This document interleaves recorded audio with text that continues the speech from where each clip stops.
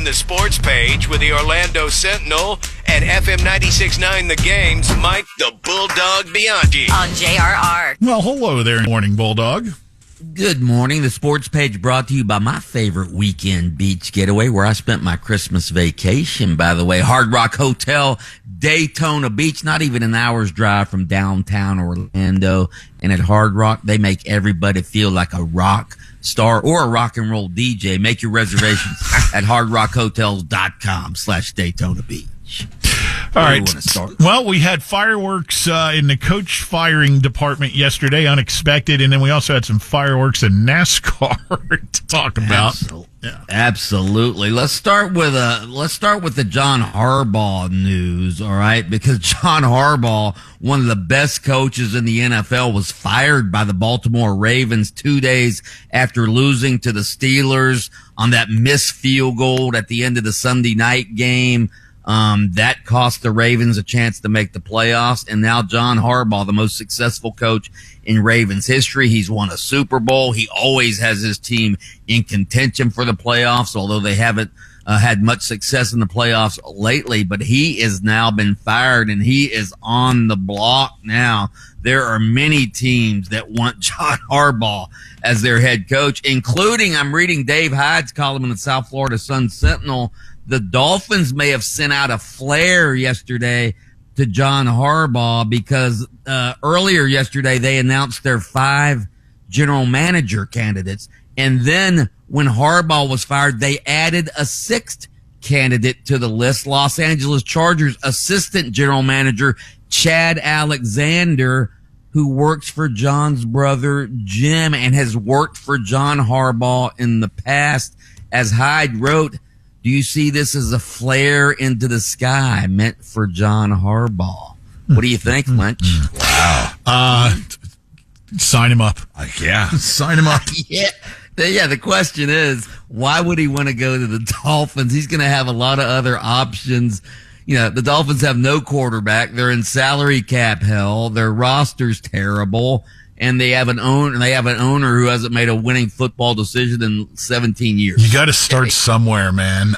Hey, so dog, did you see or hear rumors of the Harbaugh possibly fired? Because I did from certain shows that I watched. Did you hear them? Yeah, there were rumblings, and there was all the debate show talk. Has he grown stale in Baltimore? And sort of the same conversation you heard about Mike Tomlin, but Mike Tomlin, of course, made the playoffs. Yeah, clearly, Harbaugh should have made sure that kicker kicked straighter.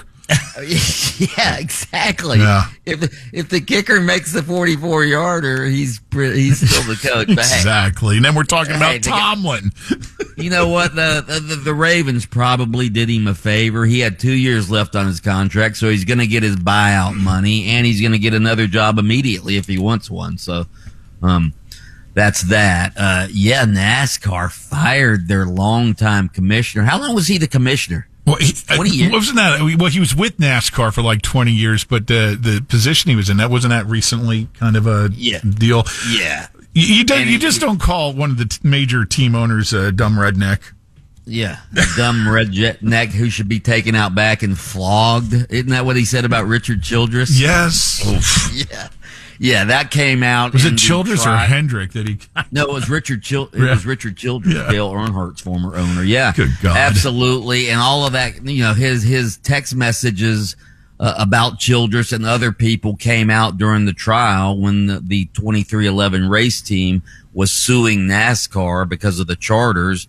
This just goes to show you don't mess with Michael Jordan, okay? Yeah, well, with Michael Jordan. I don't know why NASCAR even went to trial with Michael Jordan in 2311 because, again, they should be embracing Michael Jordan, not fighting him in court, for crying out loud. And they know that he's got MJ money. He can, right. He's got MJ he can back money. it. Right. So, Magic last night, my God.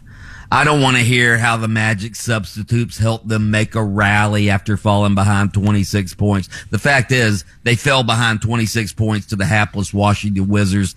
Wizards ended up losing last night 120 to 112. I told you, I am very concerned about the Magic's defense. Their defense last night essentially consisted of having the Washington Wizards players blow by them and then fouling them as they're going by.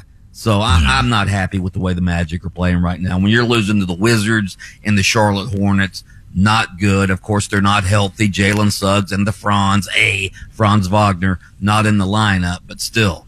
They need to play better against teams like Washington and Charlotte. They play Brooklyn, by the way, tonight. The Lightning extend their win streak to 8 games with the 4-2 win over Colorado last night.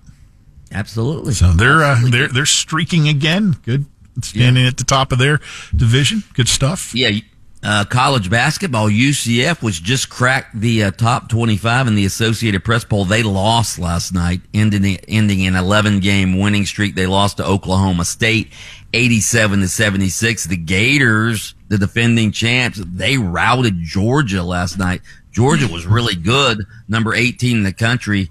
The Gators, though, who've been struggling lately, they routed Georgia 92-77. Speaking of the Gators, Jaden Ball, their star running back who ran for like 260 yards against Florida State in the season finale. You know, he entered the transfer portal, guys.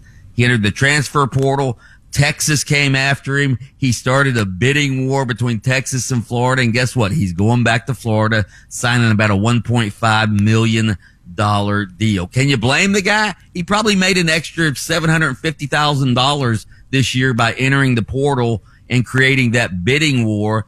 I think if you guys had a radio transfer portal, and you could get an extra $750,000, wouldn't you enter it? Yeah. Huh?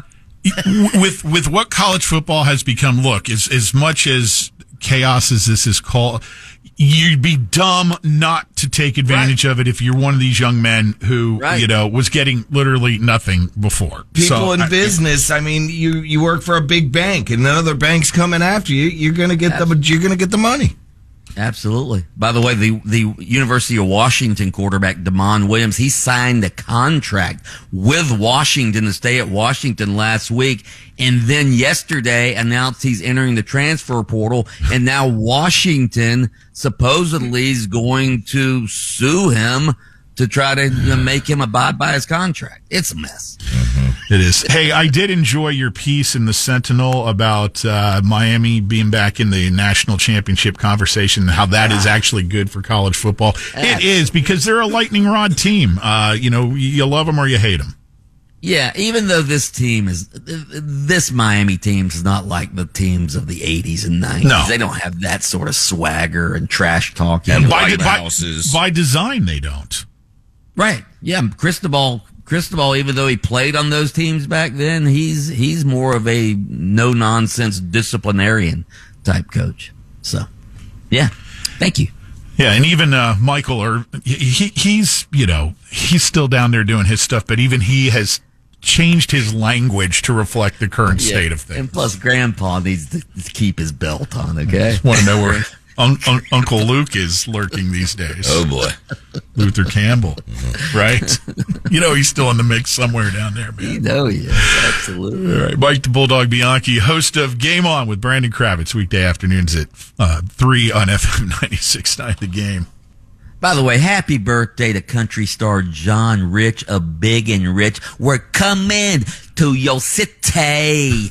More